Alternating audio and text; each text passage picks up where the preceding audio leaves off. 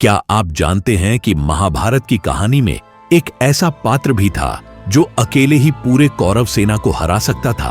आपने गीता के ज्ञान को सुना होगा, भीष्म के बलिदान को जाना होगा, लेकिन बारबरीका की कहानी शायद कम ही लोग जानते हैं। आज हम जानेंगे बारबरीका के साहस और संघर्ष की प्रेरक कहानी। बारबरीका का जन्म एक साधारण योद्धा परिवार में नहीं, बल्कि एक ऐसे परिवार में हुआ था जिसकी साख महाभारत के युद्ध में बहुत बड़ी थी। आपने सही पहचाना, बारबरीका घटोत्कच और अहिलवती के पुत्र थे।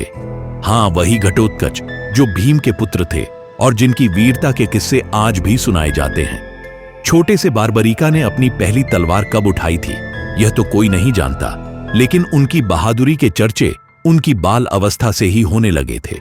बारबरीका को उनके पिता और दादा भीम ने युद्ध कला में इतना प्रशिक्षित किया कि वे खुद को सबसे महान योद्धा मानने लगे। अब क्यों ना मानते, उनकी शक्ति सामान्य नहीं थी, लेकिन हर महान शक्ति के साथ आता है कुछ दायित्व।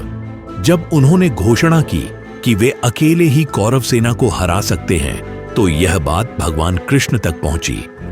कृष्ण ने सोचा, एक परीक्षा तो बनती है। कृष्ण ने बारबरीका से उनके सिर की मांगी, लेकिन भोज से नहीं, एक उत्तरदायित्व के रूप में। उन्होंने कहा कि अगर वे सिर दान कर देंगे तो महाभारत का युद्ध सुरक्षित रहेगा। बारबरीका तैयार हो गए बिना कुछ सोचे हुए। कृष्ण ने तब खुलासा किया कि यह केवल उनकी भक्ति और साहस की परीक्षा थी और उन्हें आशीर्वाद दिया कि वे पूरे युद्ध को देख सकेंगे। ऐसा कौन करेगा? केवल वही जो अपनी शक्ति के बावजूद सरल और विनम्र हो। अब जब युद्ध कुरुक्षेत्र में शुरू हुआ, बारबरीका को उस सबसे भयंकर युद्ध को देखने का मौका मिला। उन्होंने देखा अपने पिता घटोत्कच की अद्भुत वीरता को, अपने दादा भीम की युद्ध नीति को। वे केवल एक दर्शक थे इस महान युद्ध के। बारबरीका की कहानी हमें सिखाती है कि अत्यधिक शक्ति के साथ विनम्रता का होना कितना आवश्यक होता है।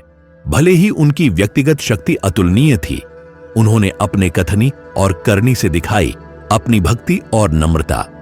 तो दोस्तों, बारबरीका की कहानी न केवल एक महान योद्धा की कहानी है, बल्कि यह उस भक्ति और विनम्रता की मिसाल भी है जो आज भी हम सभी को प्रेरित करती है। हमेशा याद रखें कि चाहे कितने भी ताकतवर क्यों न हो, सरलता और भक्ति से बड़ा कोई बल नहीं होता। अगर आपको यह कहानी पसंद आई हो तो इस वीडियो को लाइक करें, अपने दोस्तों के साथ शेयर करें और हमारे चैनल को सब्सक्राइब करना न भूलें। नीचे कमेंट में अपनी राय और विचार हमें जरूर बताएं। हम आपकी प्रतिक्रियाओं को जानने के लिए उत्सुक हैं। अब हम अगले वीडियो में मिलेंगे एक और दिलचस्प कहानी के साथ। धन्यवाद।